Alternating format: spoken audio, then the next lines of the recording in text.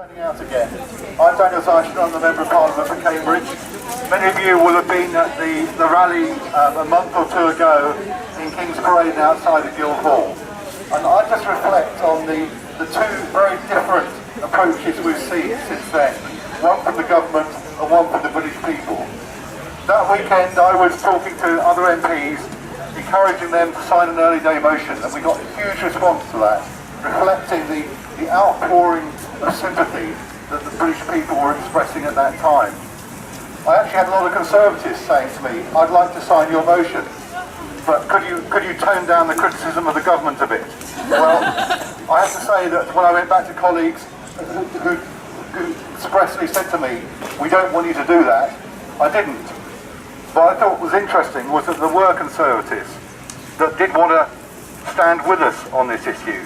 But then what we saw in Cameron's statement to the House of Commons a few days later was an absolutely shameful statement in my view, and there were audible gasps on the benches from all around the House that day when he said 20,000 refugees will take over 5 years, 4,000 a year. Look at what was happening in the rest of Europe.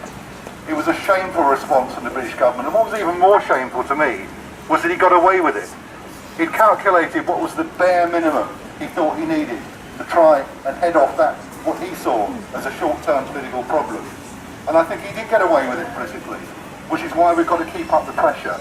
And then of course this week we've seen Theresa May's comments. Her speech at the Conservative conference was one of the nastiest speeches I think anyone's seen for a long, long time.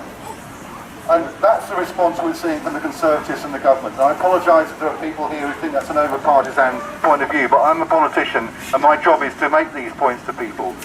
The government's in the wrong place on this. Now contrast that with the fantastically generous response from the British people, particularly in Cambridge of course. And we've seen so many people coming together, organising, offering help. Now some people have been alive to this issue for a long time. The 10,000 Homes campaign in Cambridge has been running a time. The work that people like Stefan have been doing on the resettlement help.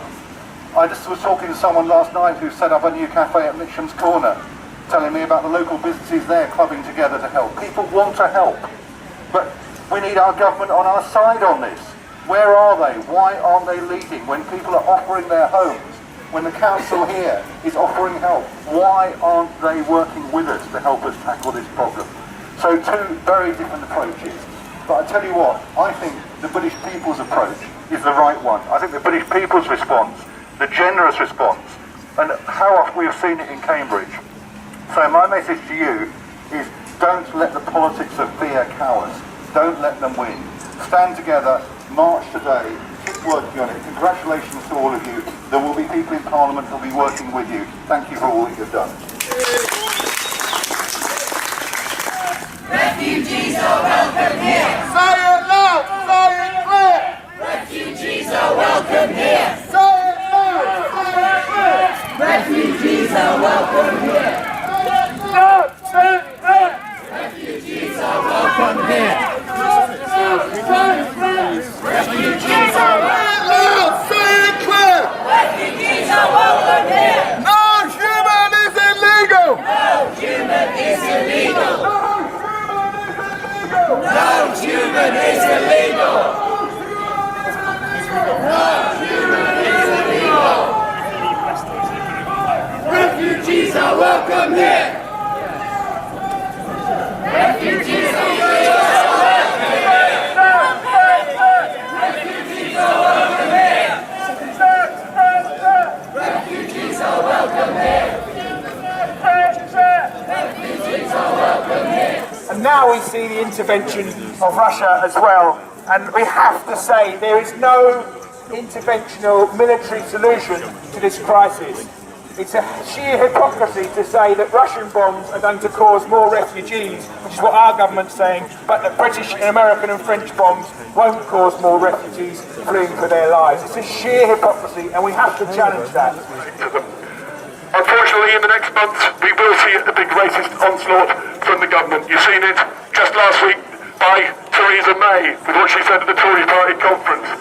It's vital that we take on these arguments and don't accommodate for them. That's why we're launching in Cambridge a group called Stand Up to Racism, which is a big, broad coalition of people including people from the Labour Party, the Green Party, the Liberal Democratic Party, and no party at all united in our desire to oppose racism, particularly against migrants and against refugees and against Muslims. We're launching this group in Cambridge on November the 2nd, and we'd love to see you all there. I've got lots of leaflets here.